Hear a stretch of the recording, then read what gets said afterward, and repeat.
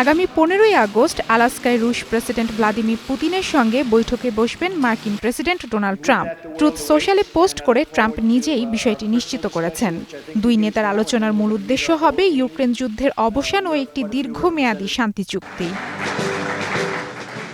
White হাউসে Armenia ও আজারবাইজানের নেতাদের সঙ্গে আলোচনার সময় ট্রাম্প শীর্ষ বৈঠকের কথা জানান। তবে রাশিয়া ও ইউক্রেনের মধ্যে শান্তি চুক্তি স্বাক্ষরের বিষয়টি বেশ জটিল হতে পারে। চুক্তির বিষয়ে এখনও বিস্তারিত কিছু জানা যায়নি। তবে ট্রাম্প ইঙ্গিত করেছেন অনেক বছর ধরে ইউক্রেনের নিয়ন্ত্রণে থাকা অঞ্চল বিনিময়ের প্রয়োজন হতে পারে। ট্রাম্পের ঘোষণা শান্তির পথে আসার সঞ্চার করলেও ইউক্রেন ও ইউরোপীয় মিত্ররা আগে থেকেই ভূখণ্ড ছাড় দিয়ে চুক্তি করার বিরোধিতা করে আসছে। এর মধ্যে রয়েছে ক্রিমিয়া, দোনেস্ক, লুহান্স্ক, খেরসন ও জাপোরিজিয়া অঞ্চল।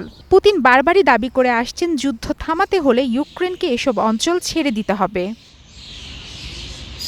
প্রায় ৩ বছর ধরে চলা রাশিয়া ইউক্রেন সংঘাত নিরসনে এর আগে কয়েক দফা শান্তি আলোচনা হলেও তাতে বন্দি বিনিময় ছাড়া আর কোনো অগ্রগতি হয়নি।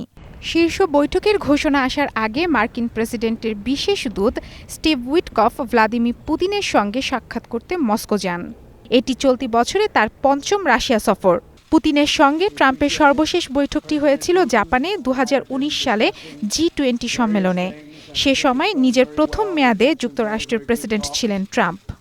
এদিকে রাশিয়া ও ইউক্রেনের মধ্যে পাল্টাপাল্টি হামলা অব্যাহত রয়েছে। সম্প্রতি রাশিয়া ইউক্রেনের সামরিক ঘাঁটি, বিমানবন্দর ও একটি গুরুত্বপূর্ণ রেল হাবে হামলা চালায়, যা ডনবাসে অস্ত্র ও সরঞ্জাম সরবরাহে ব্যবহৃত হতো।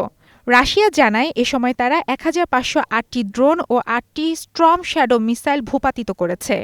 একই সময় ইউক্রেন ক্রিমিয়ার রাশিয়ার বিমান প্রতিরক্ষা ব্যবস্থায় আঘাত হানে এবং একটি উন্নত রাডার সিস্টেম ধ্বংস করেছে বলে দাবি জানায়।